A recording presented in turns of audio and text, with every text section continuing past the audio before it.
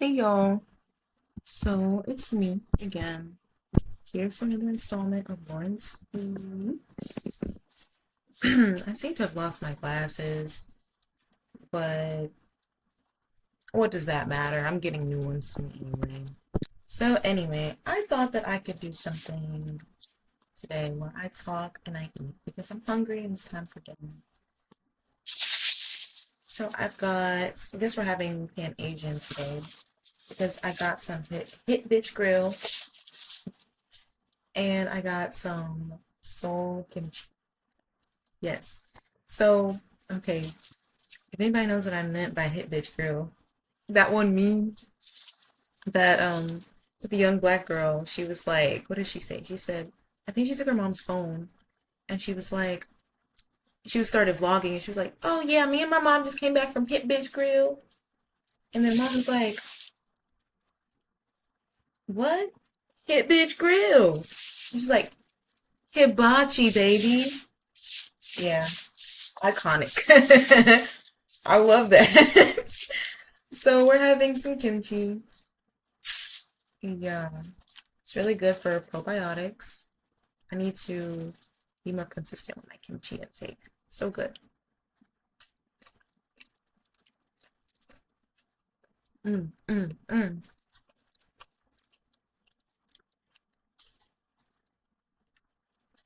My dog. You can't have any of this. Go away.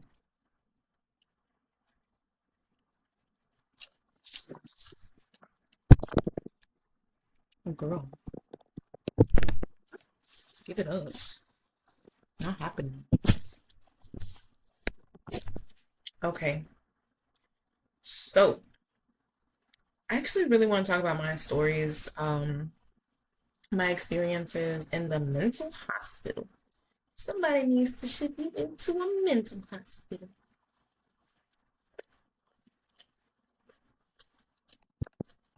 So yeah, I think this will make for some very interesting content. So, okay. I'm gonna start by also explaining that in this bag there is miso soup. They didn't have my udon noodles. They've been, I'm finna boycott because that, like the last three, four times, no, the last four times that I've ordered from this place, and I ordered from this place quite frequently, they're so good. There was three of those times that they did not have my fucking noodles. The last time they did, so I was like, okay, this time you should, right? I get a call from DoorDash saying, "Oh, they don't have the noodles." You're gonna die. And I have cucumber rolls. Oops, cucumber. I think.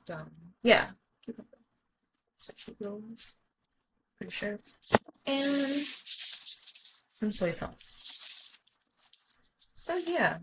Anyway, um, I've had a long-standing journey with my mental health. Right.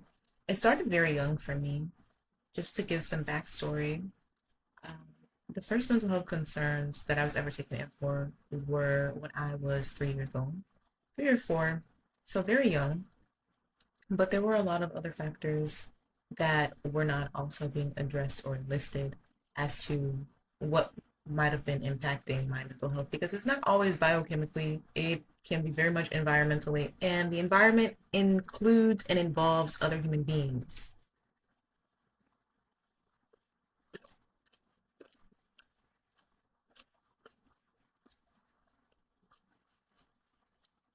So, yeah, there's that. And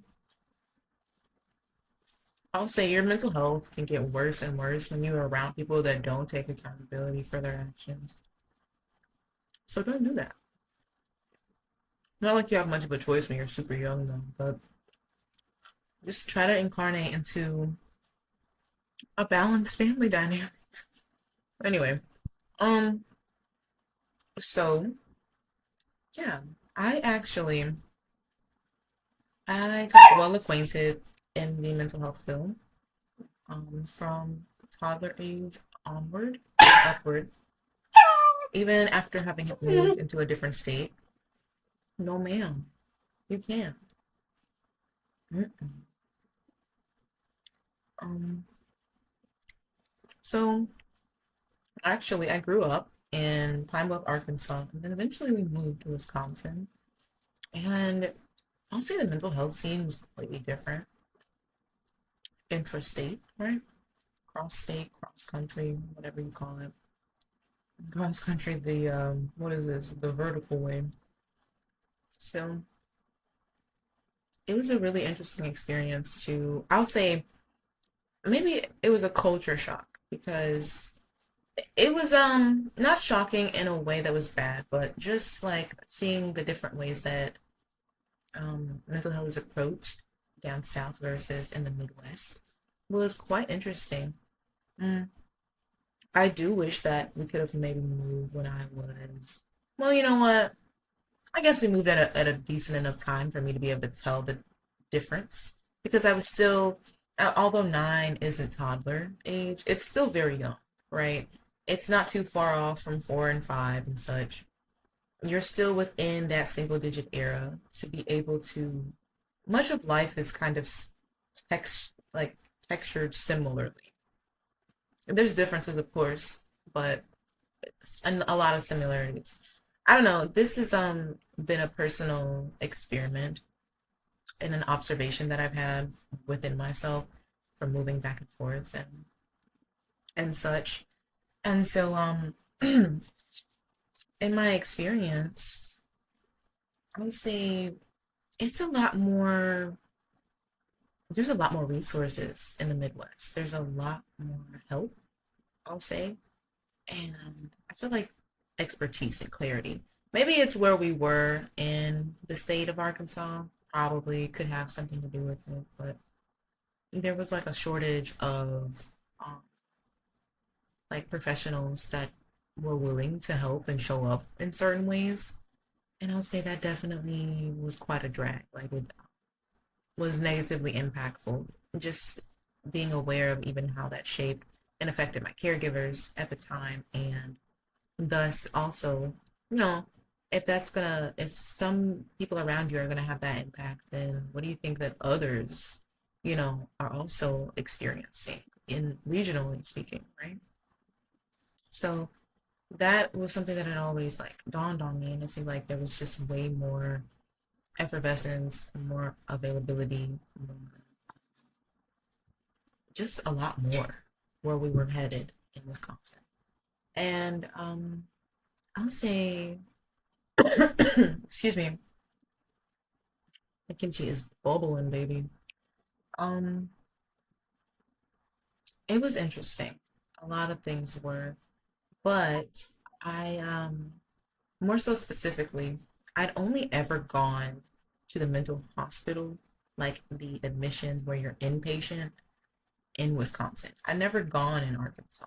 So I don't know, for some reason everything seemed more scary. Like hospitalization seemed way more scary in Arkansas than it did in Wisconsin. I mean, the whole process of being admitted in general is nerve-wracking. It's like, oh my God, what's gonna happen? What's gonna, what's the outcome of all this? What are you gonna do? How do you get out? How do you get out? But I'll say, like the times that I was admitted, they were when I was a teenager. So the first time ever that I was probably I had to have been Hmm. How old was I? I think 14. I was 14 and I went to this one in, let's see, like, I don't even remember the counties anymore. But it wasn't, I think it was in Summers, if I'm not mistaken. I forget the name, but yeah, I forget the name. But it was not fun, the whole process.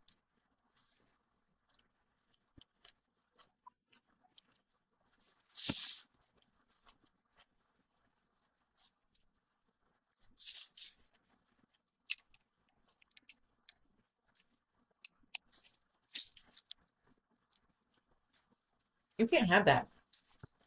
Oh man. And the reason I ended up there was actually because like severe mental stress, but the thing about it is I was being mistreated at home and at school. And I dated this like really rancid person at the time. They were like a terrible partner. And go figure, your relationships can have a deep impact on your mental health. Who would have knew? Who would have thunk, right? But no, like it's something that actually, as ironic as that may seem to state that realization, it's something that's actually seldom spoken about at that age range. I mean, I'll say in general, it's not stressed enough, or people have gotten accustomed to certain traditions in humanity that we kind of like we're blindsided by them. The rest of the critical thinking or logic and awareness kind of goes in one ear and out the other. And furthermore, when you have like toxic and like familial patterns and such, it's like to hell with logic. We're here to stick together and be loyal in our toxicity. Yeah. So yeah, and I think it's something that's really important to stress, especially to very young children or teens and young adults. Like your relationships will deeply impact your mental health. Okay. And now, with all that being said, I dated this terrible person, and at the time, I didn't see them as terrible. I just would kind of like brush off their behaviors, and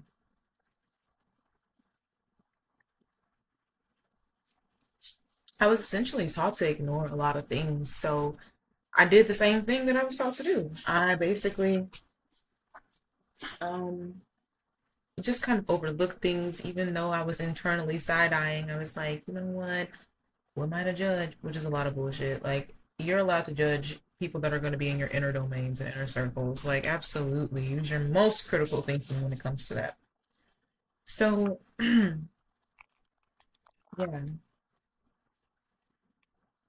Mm,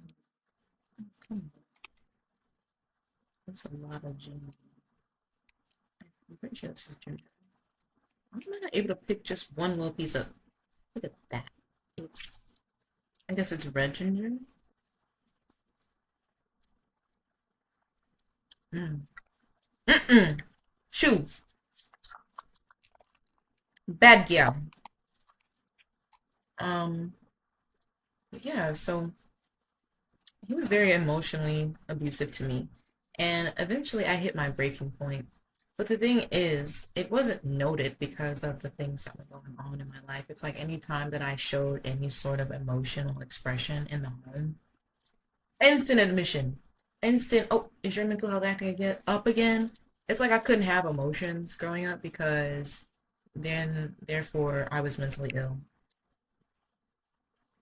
If that's the case, everybody's mentally ill. Pardon me. This is really refreshing.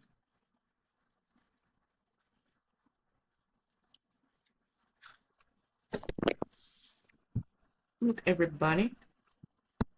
Mm. It's what's it called? Cucumber and avocado. So good. Okay, and anyway, yeah, so anytime that I was showing obvious signs of being impacted by the abuse that I was experiencing at home and at school. And I mean, if you grow up in an environment where any sort of display of feeling is considered clinical, or the people around you are pathologizing your personality, that is a form of abuse. It creates a corrosive environment where your self-expression and autonomy and actualization are stunted or thwarted. And mine very much was. Um, and you have nowhere to express your pains to because home isn't home, and your relationship is garbage. And not to mention the person that I was dating at the time, like they did some terrible things to me. I was assaulted by them, And they also went on to avoid accountability by lying and saying that I was what do they call women that are sexual or that they associate sexuality with? Whores, sluts, tricks, all this shit, right? All these fucking names and all these words that really didn't even hold a candle to who I was. It's funny the diminishing and the dwindling of personhood that people can try or will try to do upon people that they have actively done wrong just to avoid accountability. They'll try to make you seem like you're just this terrible individual when actually you're projecting, dear. You're projecting, dear heart. Mm.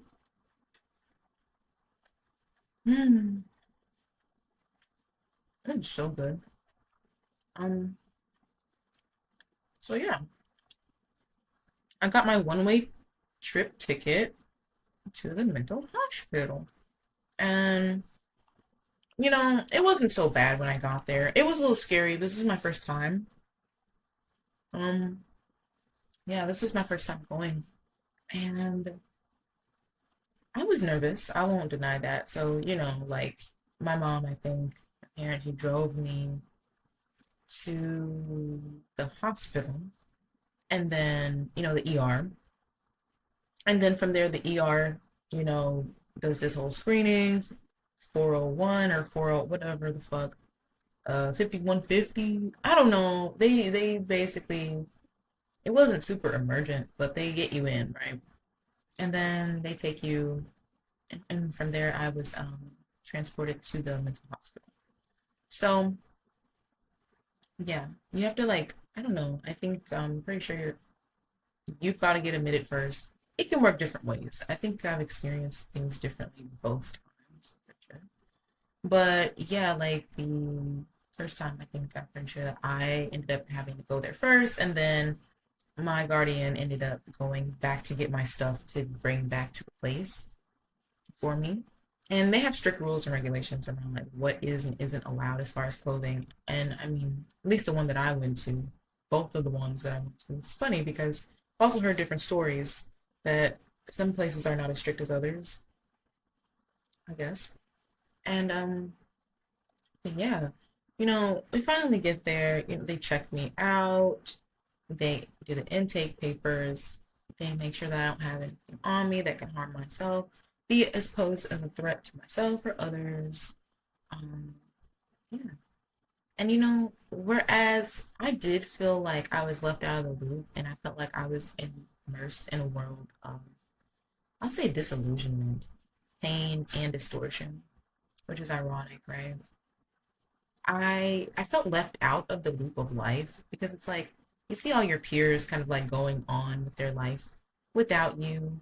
And I'll say like being a part of your class in any capacity, even just beyond graduation, I'm saying in the sense of actually feeling connected to peers around you, kind of being on the same wavelength or timing in some capacities is very important to, I'll say, community, one sense of belonging and development, so that you don't feel so far left behind. And I felt like everybody's lies and misrepresentations about me actually put me on the outskirts of my own potential. And whereas I'm not limited by anybody else's bullshit, other people's bullshit toward your life can act as a hurdle. It can become something that is difficult for one to have to maneuver through and overcome. And that's exactly what it felt like for me. And I was sitting here in the mental hospital reflecting on all these things. And I had a room to myself, which was really nice. And I actually was just like reflecting on all this and feeling like how certain things were unfair. I wouldn't have to be here if people just would treat me correctly. And then I started thinking maybe I should just start fucking hurting folks. Like in the most unmentally ill way one could say that. To be fair, like everybody's got to that point, whether you have mental illness or not. Like if you have endured enough setbacks and endured enough wrongful or unjust experiences, it's like, mhm, I gotta get my comeuppance. And you're gonna get your just desserts, bitch. So yeah, I mean, that's where I was. That's where I that's where I got to. Anyway, having the room to myself was really nice and preferred. And you meet some cool people in the mental hospital. I'll say they're usually way more cool than the outsiders or the people that have never been. They usually have more empathy too. They understand life.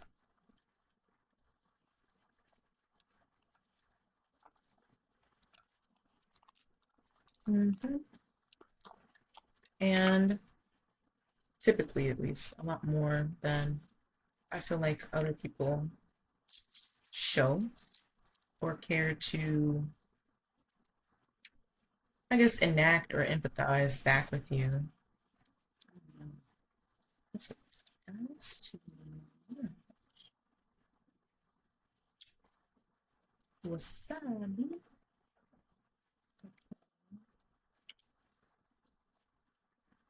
But yeah. And so I was just like, you know what? I'm not gonna let this be a setback for me. I changed my thinking rather quickly. So I took it upon myself to figure out, okay, why am I here?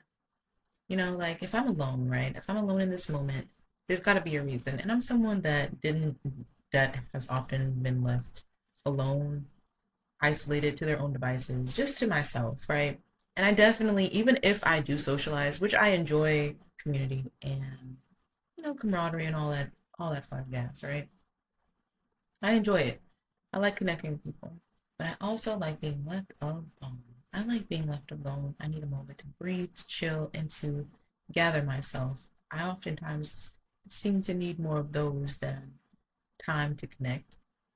Even while I'm getting out of my shell, I realize, oh, I actually, in this chapter of my life, even though I'm like talking and connecting with people more, I'm like, oh, I'm not as extroverted as I thought. I'm still quite introverted. So I would say I'm an ambivert, right? But I definitely need time to recharge. Um, and so when I was there, I was like, okay, so if I'm going to be left alone, there's got to be a reason. Like I'm being singled out right now for some reason, something bigger and deeper than just being singled out by people, right? And so I was onto something there very much so. I needed to be, I think life isolates us when it wants to convey a message. And it's true. I mean, this has been said in ancient times. And so I essentially came to terms with it and I was like, all right, so what do you have to teach you? Something told me get a pen and paper, and figure out what you're here for, right? I was like, all right, let me figure out why I'm here. So I just listened to the voice within and I was like, it's so funny to say that when you're talking about mental health because it's like, which voice?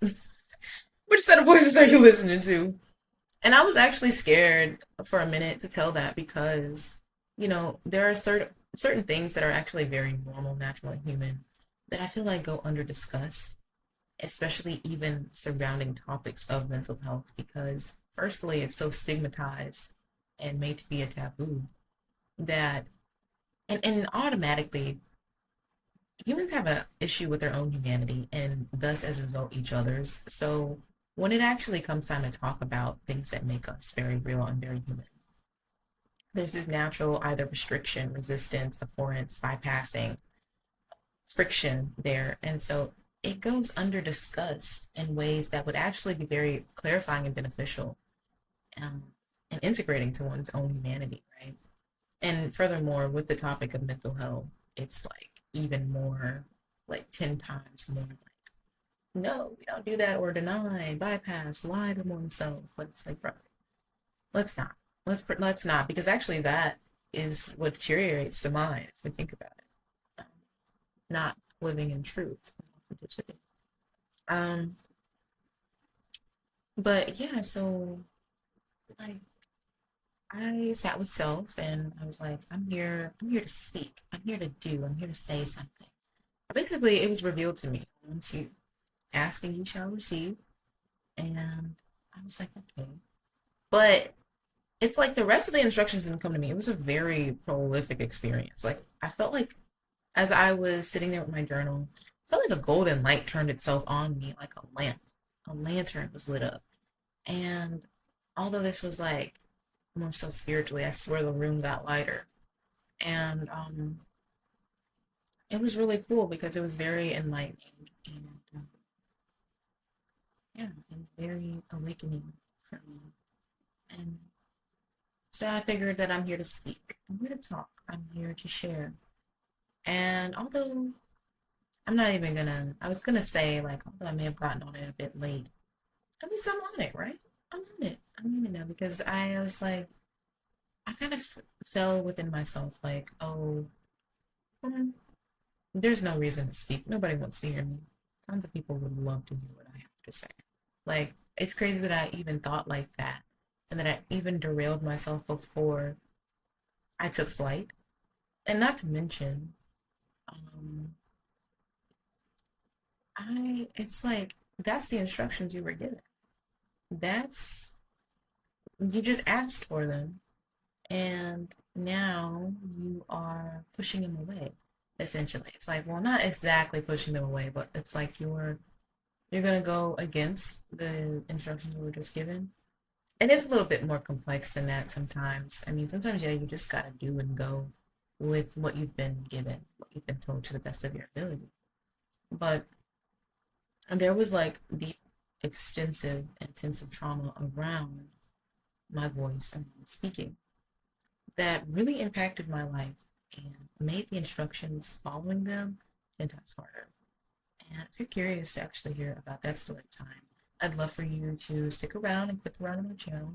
I'll actually also have it linked to this one. Okay, so yeah, but that was actually part of my first time at the mental hospital. I think eventually I got a roommate. I was only there for like 2 weeks, but it was cool because they give you snacks and there's like everything goes by schedule. So meal time, medicine time, which I hated medicine. Ugh. It's like shit for one, and two, I didn't even need the junk. Um, and no, that's not mania speaking. I really did. Truly, I had a completely different diagnosis than was given to me. I was actually, I just found out several years later that I had the wrong diagnosis the whole time, which was very, very crazy, but it happens.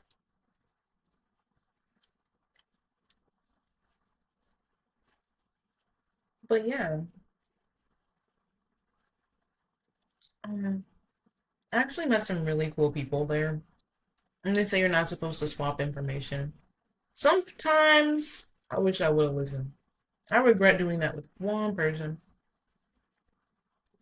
But the rest of the people, they were cool. They were cool. And I usually didn't like swap with everybody. Sometimes you just feel the vibe and it's like, nah, I'm not feeling you, bud. So you just kind of swap with people that you want to swap with. And then we were actually friends. Like a couple of us were cool ever since then.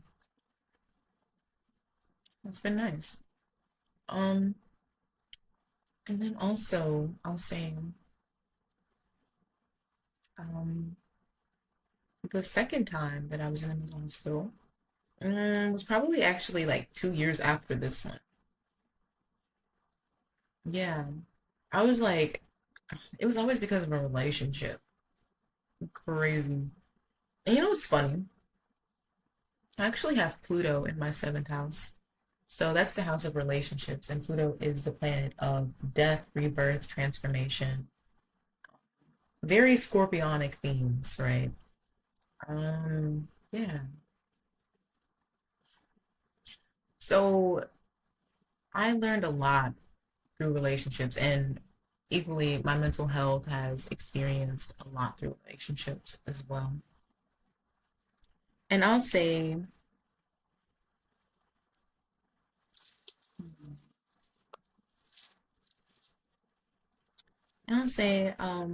this is really more so due to the like collateral of that first relationship that ended up. I mean, it went on for like 2 years, but eventually, it's like, okay, if we're breaking up, we're breaking up. That's fine. Like, we're not doing this back and forth. And I was like, I'm sick of you.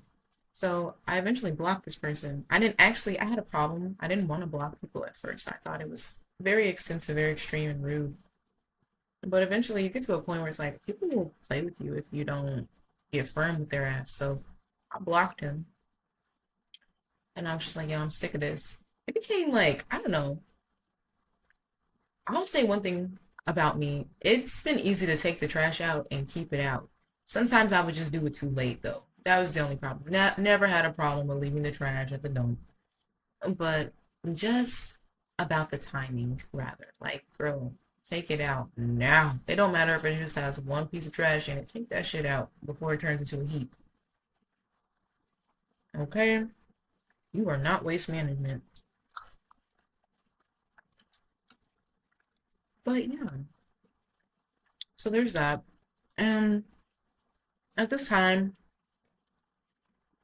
I was also entering into a new relationship, which wasn't the best idea. I just always wanted to connect with people. I always wanted connection. And I also ended up learning about codependency too. And that I actually, unfortunately, I was dealing with codependency. Um, but yeah, so what's it called? Who's it? What's it? So the next time that I was admitted into a mental hospital, I was actually entering into this new relationship. This person kept like from the old one, kept making like fake accounts. And you know when you have an iPhone, you can like get a second number. This person was making different Facebook accounts, different shit to contact me. And I had never gone through this before. This was my first time dealing with something so extensive. Like the harassment from this person was crazy. That's enough to send anybody to the mental hospital. Like there was that, um, cheating, all the crazy shit that was going on at this time.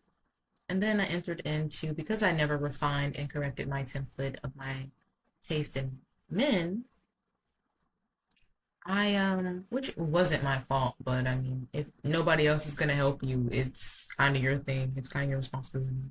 So, yeah, um, I ended up getting into a new relationship, and the funny thing is, it was a lot better than the last. But the thing is, not really, because there's some people, some things are such silent lurkers. It's silent but deadly. Sometimes the red flags aren't so obvious at the beginning. And at the time, I thought to myself, like, oh, we all have flaws. Anytime I would see something as a problem, like a serious problem in other people, I would be like, oh, we all have flaws. But the thing is, I wasn't even, now that I look back, I wasn't even exhibiting half the shit that I put up with. And so I just thought because I had always been more so seen as someone to be tolerated, that I must also tolerate in order to also be connected to and liked and all this other dumbass shit that not exactly how it works, to be honest. Um, so yeah, and this relationship was like not very healthy either. But they were a lot kinder. They said the right things at the beginning, but it always just felt weird. It always felt off. Like, why are you saying certain things? How do you know what you know? What are you involved with as to why you're speaking to me the ways that you're speaking to me? Trying to like, some people feel like they're sent to you on assignment, and it's like, you know things in ways that you shouldn't know them, and you're saying things to me in a sequence that it's like strategic, and I don't quite like it, and it's fishy, and I'm gonna get to the bottom of this shit. Anyway, so fast forward, I'm dealing with the collateral of that previous relationship, entering into the confusion of this one. Not no, like I was also at the time, I was also in love with someone else, but I didn't know how to like work through my feelings and tell the person, and also clarify to this person like, hey, I don't want to deal with you anymore. This isn't for me. I wasn't sure about you. I was just afraid of like letting that person down after saying, I'll be with you. It's like, bro, my mind started changing, right? I'm like, damn, I actually want to be with this other person. Not the old toxic relationship, but there was this person I was talking to before I got with another individual.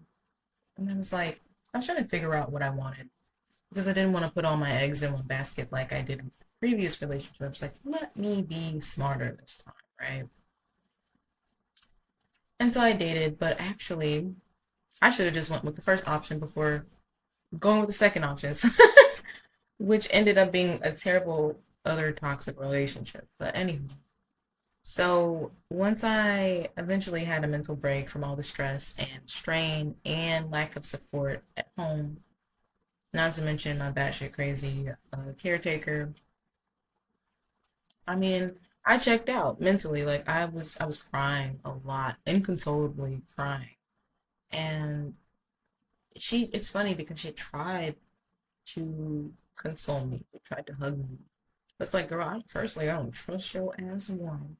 And two, it's like she was the way she was holding me, it's like she didn't even want to be there. At that point, I'm already a sensitive person. And furthermore, this state of being has my sensitivity heightened. If you don't want to be there, I'm gonna know. Just leave. I'm better off just sitting here and crying to myself. I'll be okay. I just need to let all the pain and the sadness out. That's honestly all I need to do. And it's just so weird because it wasn't even, maybe it was depression, but it wasn't at the stage of depression. I feel like depression only came after not being allowed to have the space to cry, have the space to let my feelings out, you know. Um, yeah, because of suppression. But I'll say, like, me just sitting there crying, it wasn't the problem. But it's funny, and that just teaches you how far removed people are from their own feeling. The fact that you don't allow yours, like, you have a problem with somebody else's emotions means you have a problem with your own. Excuse me, that you don't let yourself cry when you need to. But yeah, so I ended up being admitted to the hospital again. She was like, "Oh, you're getting bad again." Why? Because I'm crying. And why? Because you're an abusive person and I'm actually having reactions to your fucking abuse. So something's wrong with me? Okay, cool. We're seeing the pattern. You're exposing yourself.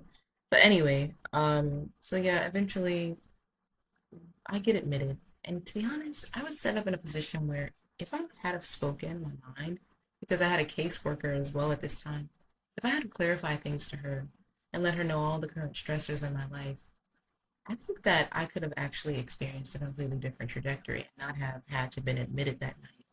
And then it's funny because the first time I'd been to the mental hospital, it dawned on me like, oh, speak your mind, share what you have to say. Maybe it won't change anything, but maybe it will. But if you don't do it, you will never know. And it's so strange because it didn't feel safe to do so. And my voice had been sitting in the base of my throat for years to the extent that I really wanted to speak and express myself. And, I let the moment pass me. I let it invade.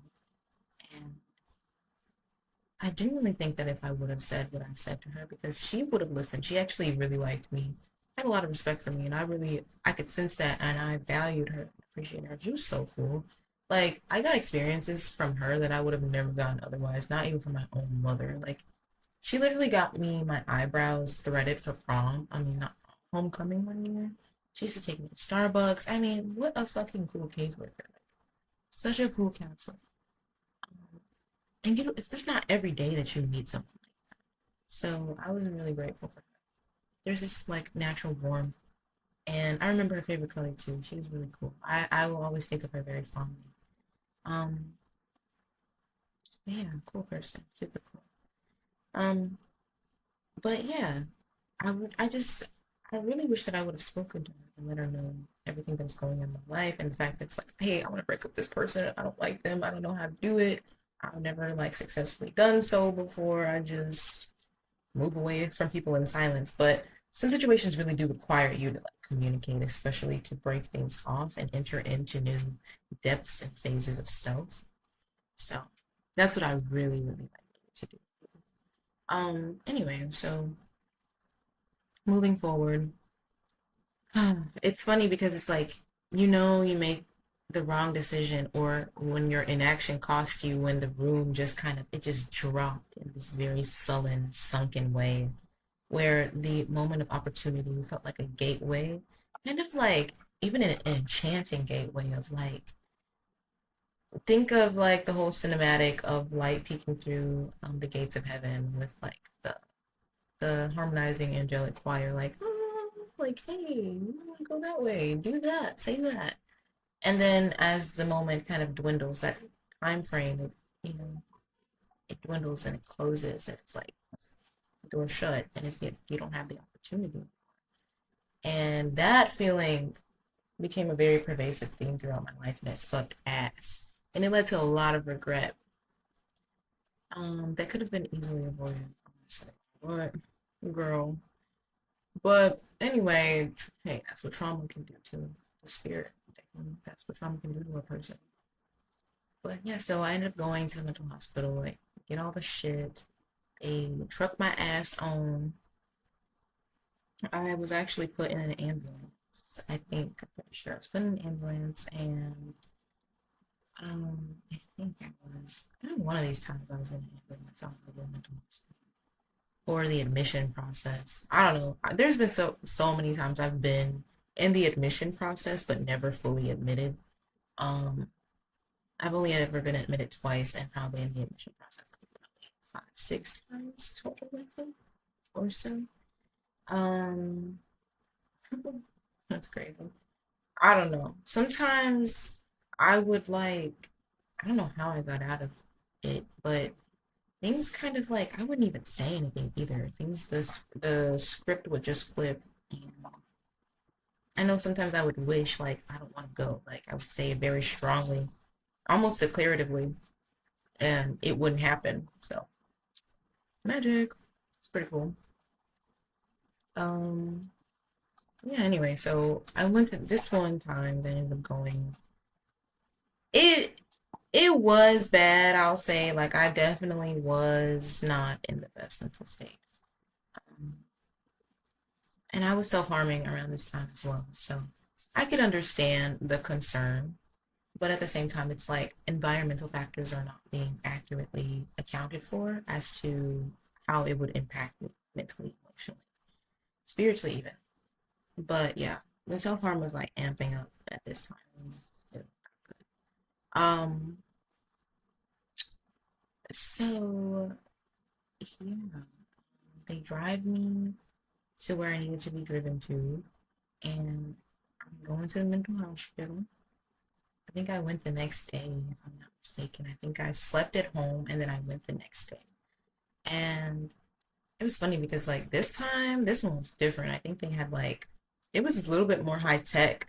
It wasn't like max security. It wasn't like there was like one that was like the Capitol, and then there was like another one that was I guess this was like a lower grade. If the Capitol is like grade A, this one probably was like grade B or C. So in terms of security, strictness, all of that. This one was really nice though. It's really clean. I heard people talking about stories of how people jump gates and flee the premises. It's like, huh, I don't blame them. Can I be next? But it's like I started calculating that in my head. It's like, oh, I really don't want extra time. And I really also don't want I'm not trying to fucking run at I'm not trying to run. I'm not trying to be on a chase. Like I'd rather not. Um so yeah, there's that. And I met some like the people here, like they were aesthetically cool. Like I really liked the things that they were into or the clothes that they brought. And I had a pretty cool roommate when it came to this particular stay. I liked her. I thought she was very creative and artsy and very pretty. And this time was very like crazy though. It was a lot different. And I was 16 here. So it was very strange. They actually sent me to the wrong side at first. I was sent to the fucking kid side. I'm a teenager, but the kid was actually like really sweet. She was like, "Oh, you're gonna be my new roommate." So she got like clothes for me and like towels and I was like, "Oh, that's really nice." But I was hella standoffish at this time. So I really didn't I didn't show her the warmth that I feel like I could have, and I kind of regretted it. I was very like smug and like I don't even fucking want to be here. Fuck everybody. I just had a very negative attitude. Um, but yeah, so But that was really sweet of her, and she was cool. And eventually they called me over. It took like I think a night of being there for them to like ship me over to the right side that I was supposed to be on because they have it dissected by age range. And you know, this one was like it was interesting because like we actually go. I think we went to the cafeteria at this one. The first one we didn't. They would actually just give us trays of food. And this one we actually have to go to the cafeteria. We have to like line up and all that shit. And they like for all of them there's a time schedule for medicine and food. But there was more leaving the room. They had a lot more room in this particular facility than the last one, than the first one that I'd gone to. And they there was like these different rooms of enrichment, some for the computer, some for schoolwork, some for arts and crafts. There was like this art teacher. There was also this one guidance counselor that would come talk to the group of people. And the group of children that were there. And it's cool because it's like as soon as someone's coming in, someone's leaving, and next could be you. So the doors are always oscillating, and you could get a new roommate in the next week or the next day. You never know. But it was cool because we played games and they let us have like sensory toys like putty and clay, Play-Doh, and like fidgets and things of that nature. It was cool. Um, yeah. And I met this one girl. Well, I met a few girls at this place that I'd say, cool with. And I actually ended up being friends with them after like leaving back to the outside world. One of them actually invited me to a party. It was cool. I liked the party. It was a vibe. It was a vibe. We actually like there's like this one guy like damn. I actually stayed friends with like what I almost want to say like seven. I don't know why I'm saying like seven tenths, nine tenths of people. Like out of the whole group of people, there was like a bunch, right? Probably like I'll say 20. I probably stayed friends with like or connected to maybe six or seven of them. That's actually quite a significant amount. That's I think what more than a quarter of the number 20. So yeah, um, wow. And they were cool. They were really cool people. Um, but one of them that was my roommate, I do wish that we hadn't have like, ugh, like she wasn't terrible at first. I left. I didn't have a sports bra. She gave me an extra one. Thank God we were actually both like similar sizes because I needed one and at this time, I was also like staining up everything because I had red hair dye. Yeah, I had a red hair face. So I was in the right place. But yeah, she was cool and she was generous. But when we got out after swapping contact information, the energy between us started shifting, and it was really weird. It's like I don't know. I also mm, I also commented on her smoking cigarettes. I made a sarcastic comment. I was like, "Oh, you smoke those?" And yeah, you I get it. It can be annoying or off-putting to hear that. I don't care. Sorry. So maybe she didn't like my energy either. That's cool. But also, we were both artists, and she had a very interesting art style. And I'll say we would talk about art and piercings together. We briefly stayed in contact. She kind of ghosted me. I guess that's an air sign thing because she was a Libra. I don't fucking know. But I ended up showing her one of my pieces of art, and she ended up not responding for a couple of hours. And I'm like, what is this about?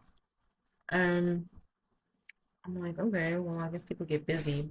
But it's like every other thing she would respond to hella quickly. So it was just this strange dissonance in like variance in her behavior.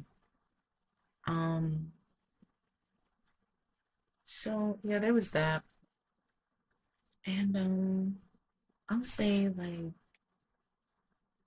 what else happened? We ended up getting into an altercation because like I ended up posting a picture of something and she didn't like it. She didn't agree with it because she thought I was being rude or snooty. It's like, girl, it's a picture of a dead dragonfly. I'm not over here being rude or disrespectful. It was crazy to me. Like this person was weird. But because of how disrespected I felt by her, I she took it far. She was rude to me. Other people were also like, "Oh, you don't like her behavior." I took it far because, bitch, well, hey, if that's what we doing, that's what we doing. I do wish that we definitely shouldn't have swapped. And I can kind of see maybe why they say, hey, don't swap information. Sometimes I guess it's a hit or miss. Like people are gonna do what they want to do, but be careful, be mindful. And sometimes there is a reason why they say don't do that.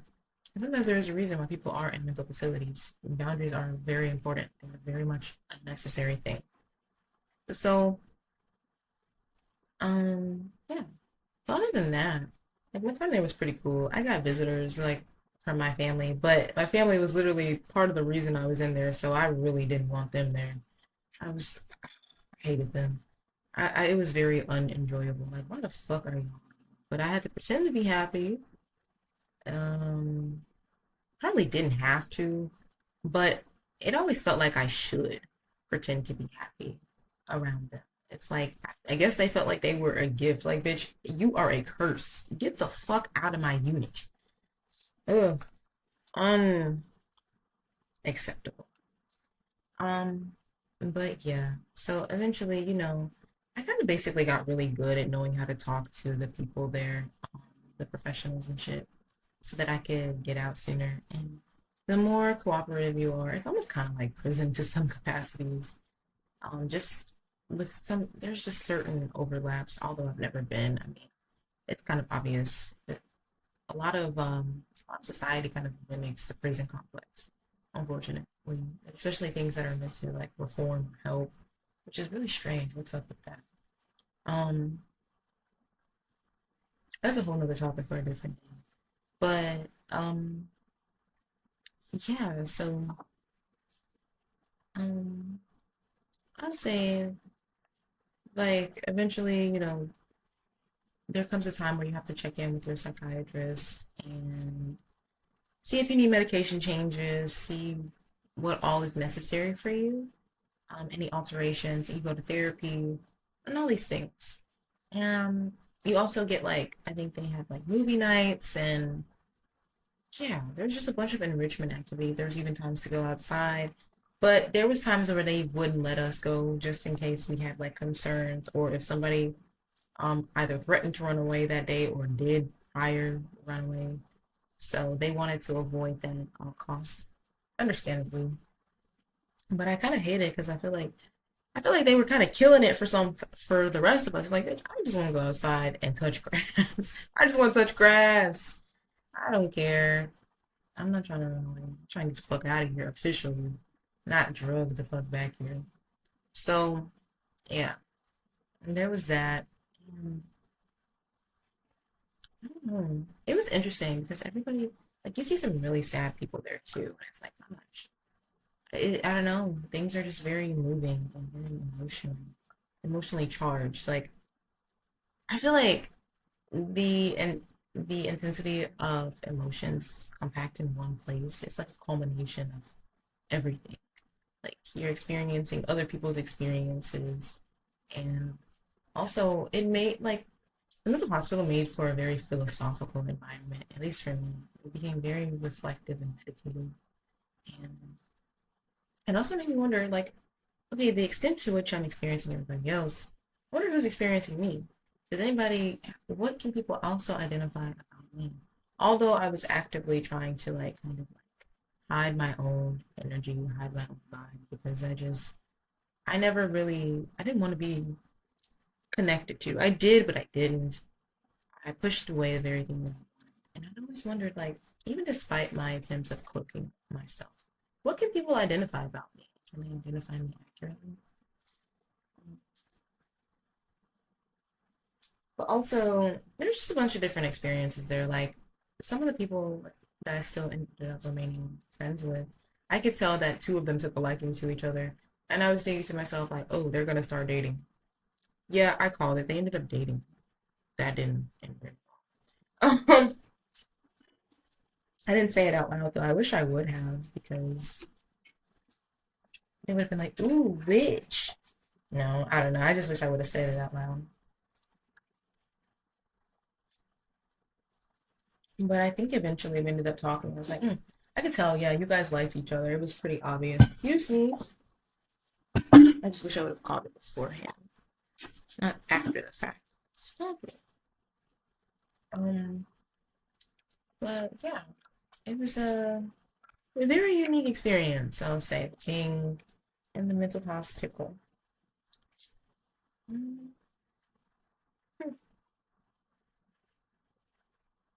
yeah. Eventually, I ended up leaving. Like, I think I was there for 2 weeks. Oh, there was one incident where I was like, let's see. There was this one incident where I had kind of like, I was aggravated. I think I was kind of like putting on a little bit of airs though, because it's like, well, if they already think that I'm crazy or if they already think that this is a place for crazy people and I have a lot of steam to blow off, let me just like storm out. I've never stormed out of a room before in such bold fashion. So I was like, yeah, I was aggravated by much, but I was like, I never did it before. So I was like, why don't I just fucking do it for the plot? Because I don't even really want to be in here. So I did it and I left and the door slammed and the phone fell off the wall. And somebody actually, one of the friends I kept in touch with, actually told me about this years later, and he was like, he said everything that I said. He was like, oh, it was so funny. Like, not to laugh at whatever you might have been going through, but the phone, when you slammed that door, the phone fell. I was like, oh, well, the phone was a paid actor, I guess. But yeah, there was that. And even, it was really interesting because, like, the people there, one of the other girls I was also in it close to, or mutually connected with, rather. Um, it's one of the girls that I went to the party. She there was time for music. There was music time, and they turned on music for enrichment purposes. And she didn't like one of the songs that were playing. It had a memory attached to it. Mm. And it was just triggering for her. And I think the coordinator said something about tell us if the song is triggering or tell us what feelings or emotions the song brings up. And she had expressed herself and let it be known, like, hey, this is a very like moving and impactful song. I would like it to be shut off. Let's shut this off, please. And I don't know if the lady didn't shut it off. And it was an interesting interaction to observe because, there are certain things that I witnessed other people being vocal about that I had never in a million years um ended up or growing up didn't feel comfortable doing and didn't do myself. And then also wondering how are these social interactions actually supposed to go? Is someone actually supposed to listen and respect what you say, or are you supposed to just voice how you feel, and then the other person can still decide what they want to do? And then because I'm like, everything just felt like a maze. Social interaction always just felt like a maze. Nothing was ever clear. And the thing is, I kind of made a lot of conclusions that I actually ended up finding when it came to learning about boundaries and codependency that were pretty spot on. Like, yeah, people can still do what they want to do, even if you had a request or even if you set a boundary. That's literally just free will in play, at play. But the thing is, to see that coordinator not moving with such haste to do so, of course, she had other people to also play the music for, but just like seeing the dynamic with the girl finally spoke, felt comfortable enough within herself to speak up. It was just really, really interesting. I don't know. It was just very interesting to me. So yeah, it really became like a really cool social. I take everything as a very like sociological, psychological experiment. Just if like literally sitting back observing anything, any environment can become stuff. So yeah. Eventually I went home. I think I got my medications changed. It's funny that they asked me oh, what's gonna change when you get back? And I'm thinking to myself, I had two thoughts. You know those anime scenes where the person has like the face that they show and then the thoughts that are actually lingering in the back of their head? I'm like, well, if these motherfucking dumbass bitches actually get their shit together, then maybe some shit can change. But the thing about it is, it's like, I felt like, well, maybe I shouldn't say, I wasn't going to say it like that, but I was going to say, well, maybe, maybe it's not about what I need to change. Maybe it's about what needs to change in my environment. Because truth be told, that's literally what was the problem. Everything that ever landed me in the mental hospital was my reaction to my environment. And if I had have been, in a space to actually be able to express myself and be a person and not a pathology, like everything about me isn't a pathology. Like just because I'm crying doesn't mean I need to go to the mental hospital. Just because I yelled or feel like yelling doesn't mean I'm having a manic episode. Maybe I'm like literally, even if I was like jumping with joy or happiness, it's like, oh, do you need your medicine? I'm like, bitch, what kind of fucking household you idiots are running? Sick in the head. And it's like you're wasting, first of all, fuck the system, but you're wasting taxpayer dollars, first of all. You're literally sitting here playing in these people's faces to make somebody seem crazy and mentally ill more than they actually are when, bitch, you need to go here. Your ass needs to be admitted all the shit that you fucking people have done. Crazy, crazy, crazy, crazy all the time. They are. Um, and just because like another thing is like passion. Just because someone's passionate doesn't mean they're mad. Doesn't mean like mad in the sense of madness, like Mad Hatter syndrome, or even anger. Like it doesn't mean that.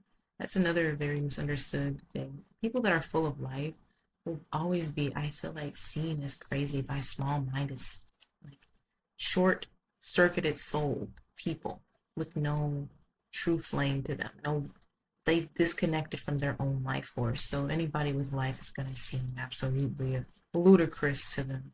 But bitch, we literally come from the same bloodline. You hoes is lunatics. What are you saying? Anyway, though, if I'm crazy, what the fuck that make you? But yeah, so eventually I just ended up telling the people that like, oh, I'm gonna, I don't know, I probably whipped up some fucking lie. Like, oh, I'm gonna take my medicine. No, the fuck I'm not. I'm not doing any of this shit. I just want to be left alone. If these fucking people can just treat me right, guess what? I wouldn't be here. But I don't know. That moment, I kind of just like shrugged a lot of it off. I'm like, I don't feel like answering motherfuckers. So I honestly just wished it would be over and it would. Like that interaction, because it was so awkward for one. And two, it's like I don't even know what to say here. Like, I'm like, I'm not even here because of me. I'm here because of somebody else. So like I don't know what to say. So I literally just was like, let this moment be over. And I felt like it sped through itself and it fast forwarded. And it just zoomed by and eventually you know, like mm, whomever was there to pick me up that day, they picked me up and we went home. And that was that. And I never went back to there again. I never went back to the mental hospital ever again in my life. And I'll say thus far, but I don't plan on it. I'm like way better now. And honestly, once your mind has been broken down to a certain extent, nothing can fragment it anymore. Like you can literally, in my experience, I feel like I fragmented into wholeness because it's like there's just been continuous bombardment and barrages and psychological warfare back to back to back. It's like, okay, what else can you fucking throw at me?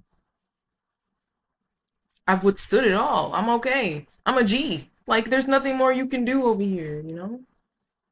You tried it, devil. But yeah. So those have been my experiences at the mental hospital. And for what it's worth, they've been cool. They've been interesting. It really does show you like a deeper capacity and a deeper, I'll say like side of life that isn't oftentimes spoken about. Um, yeah. And it's so funny because as I've learned more about astrology and my natal chart, my 12th house is bussin' booming, baby. And that's the house of hidden institutions, hidden enemies.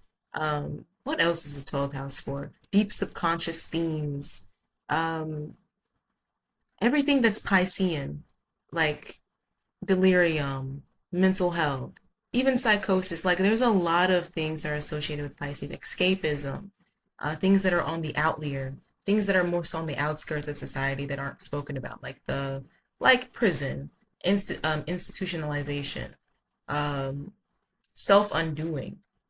So like I would say self-sabotage patterns and self-destruction as well, which I mean I definitely self-harm is self-destruction. And it's just funny because like as my story plot line of life has played out, astrology, as I've learned about it more and more, it's so funny how it feels like all the pieces come in. Like it's like a puzzle piece, like your journey is filling itself in. Like you're living out the arc as you're witnessing the themes of the arc or something. And that's something that really just started to truly blow my mind. I'm like, whoa, this is almost self-fulfilling. And it's funny because it's like it's prophetic in a way, but it's also like, damn, it's just because I feel like there's a higher octave and a lower octave of your chart. There's a karmic octave and then there's a graduative octave. And I could have, if you quantum jump into your better timeline, you can get into your more graduative state of the arc. Maybe there are some things that are karmically destined to play out, but there are also, if free will is a factor, then there are some things that are also um, not fixed. They're fluid, right? So it was just very interesting, very very interesting to see like, whoa, no fucking way. You're reading yourself. You're reading your own life's arc or something. It's like I can't even explain how mind blowing it was to learn more about my chart and to then to reflect on past chapters. Like, whoa, no fucking way. That makes total complete sense. So yeah, I have a 12th house stellium, by the way. So lots of focus there. Mm-hmm. Yeah. So I hope you've liked this. If you enjoyed my chat and eat and my story time, mm, stick around. My mukbang, or whatever they say. I know that's not the way to pronounce it, who cares? But yeah, so if you enjoyed my video, I'd appreciate it if you just stick around on my channel. Plenty more where that came from.